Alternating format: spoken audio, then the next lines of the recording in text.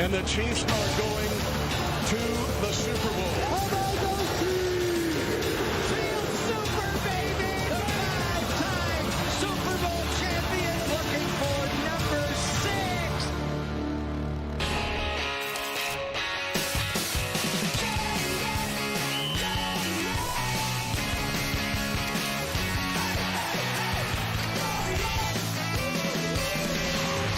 Good morning, football!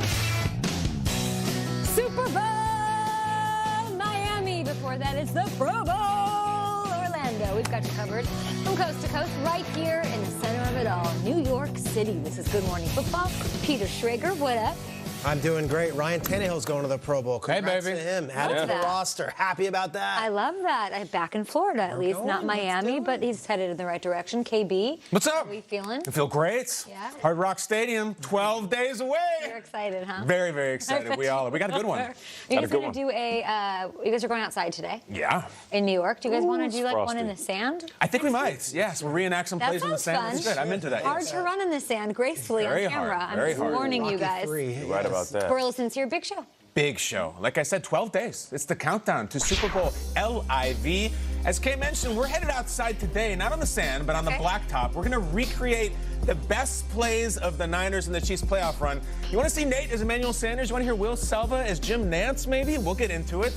And also a little season finale for you. Nate, what do we got in toe drag today? What do we got? Ooh, we got somebody moonwalking backwards. This toe drag swag is special. And we're going to do the best from each team in the playoffs. Okay. Well, we also have a crown to give out. I was threatened on social media by Chiefs fans that if I did not include Patrick Mahomes' touchdown run as the angry runs, that they would have words for me.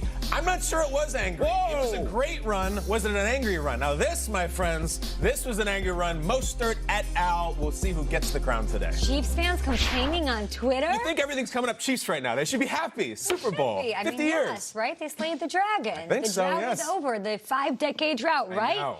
Not until they win the thing. Time for the lead block. Let's Time for the start lead block. in Kansas City. Andy Reid became the 4th head coach in all of NFL history to lead a team in each conference to a Super Bowl appearance. But the asterisk right there, the Eagles in Super Bowl 39 back in 2004, and now the Chiefs here in 2019-2020, Super Bowl 54. Here's what Reid had to say about the Chiefs' impressive team win on Sunday.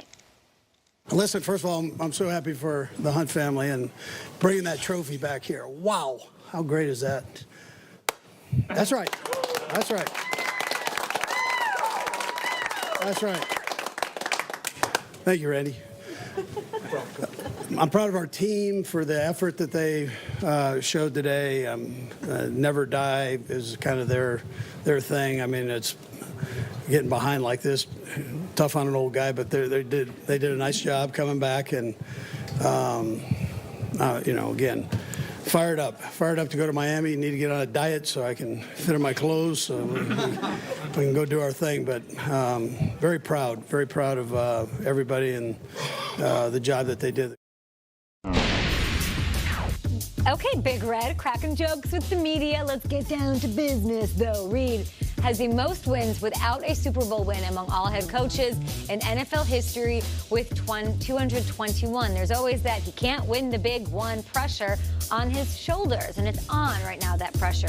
Andy Reid to get a ring to add that to his legacy, but just as he's keeping it loose with the media, you can bet he's doing the same for his team. Of course, he's trying to keep everybody calm ahead of a big game. A lot of days and sleeps left until their Super Bowl appearance in Miami. Is that easier said than done? Yeah, look, okay. Yesterday we came on the show and it was a Chiefs celebration. We basically had red and yellow confetti out here, and I could tell you, in that city, it was even greater. And I've got some people in the Chiefs organization that I'm friendly with. I've got some friends from childhood who are Chiefs fans.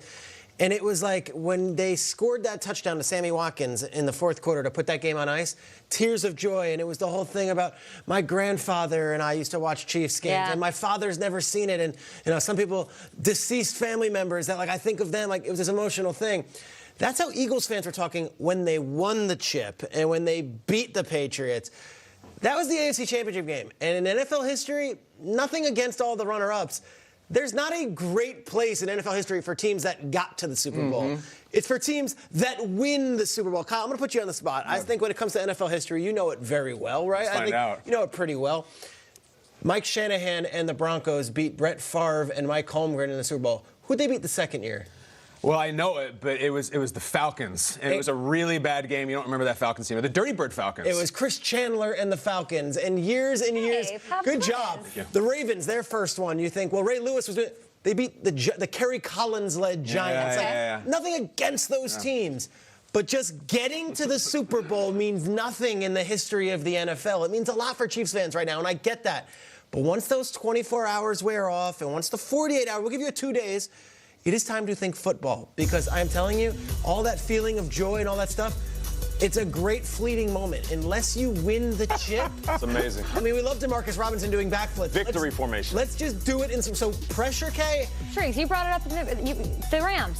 The Rams last year. The Rams. Like, who's talking about their historic offense? Maybe just as high-flying as what we're seeing the Chiefs do this year. Nobody's talking about them. Is there a place in NFL history for the 2019 Rams? There isn't. Do we wax poetic about what, Cooper Kupp and and Robert Woods did last year? No, they didn't get it done.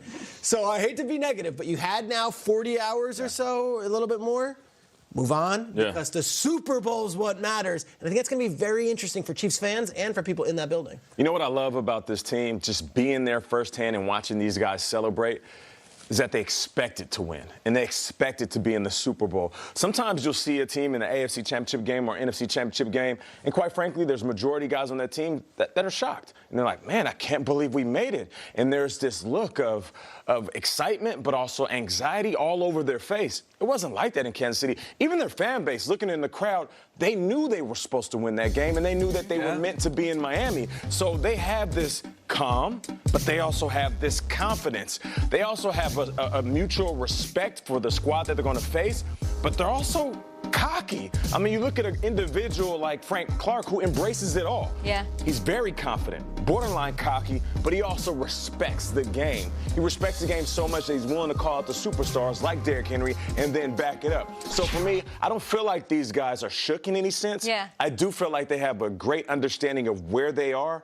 and what they have to do to win a Super Bowl. I feel like Kelsey's a better case study than Frank Clark. Kelsey's been there his entire career. He talked about it when he got to raise the Lamar Hunt Trophy. He's been there with Alex Smith, a great quarterback who he stood up for a lot and loves, and we know how he feels about that quarterback. They haven't had a guy who has the sky's the limit. They have a reason to be cocky / confident and calm and joking with the media because they have Patrick Mahomes. They do, and they have the best player left in the tournament, I think. It's just, I think the Chiefs are really fun because they're really unique. Like, this is not New England going to another one, certainly for the fans, for anything. This is not even the Eagles when they went, because they had been about 10 years prior. 50 years, never been. I think there's an institutional pressure. I think there's the whole Andy Reid win-win for him thing. And also, guys, when we get to Miami, like, that is going to be all Kansas City. With respect to what's going on with the other team, that's going to be KansasCon down there. We know that. I really do. They've waited 50 years, very passionate fan base, not terribly far geographically. I think there's a unique pressure on Kansas City. Just haven't been there.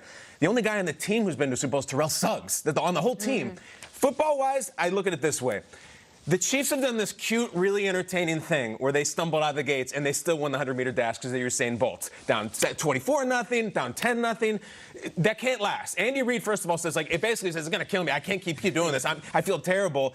And also, we've seen teams show up and just fall on their face. Peyton Manning, first snap of the game with the Broncos, snap, safety, game's over. Yep. Tom Brady, first series of the game, takes a safety, holding in the end zone. The game's over. Like, you can go really badly in the Super Bowl if you show up and say, well, we got Mahomes. We're down 20-0. Yeah. If you're down 20-0 these Niners teams, you're going to get your ass kicked for the whole game. I don't know if that's true because this Niners team? I feel like part of their confidence that you're describing, part of their winning mentality, and part of the looseness of this squad as they appear a couple of over a week ahead of the Super Bowl is because they were down. What do they have to be afraid of? They have faced good point. Death. They have faced, we're down 24-0, and we beat the pants off of you. We did what no other team in the AFC seemed to be able to do in the postseason, that is beat the Tennessee Titans and actually corral and stop Derrick Henry from being able to do his thing. I feel like those comeback losses twice in a row gives them more confidence and this loose appeal. Back in 2004, I don't remember, was Andy Reid like this? Was he this loose? I don't remember him being jokey. Yeah, no, it was definitely different Andy Reid. Yeah. He wasn't. I think the Niners are very different than the Houston Texans. Yeah.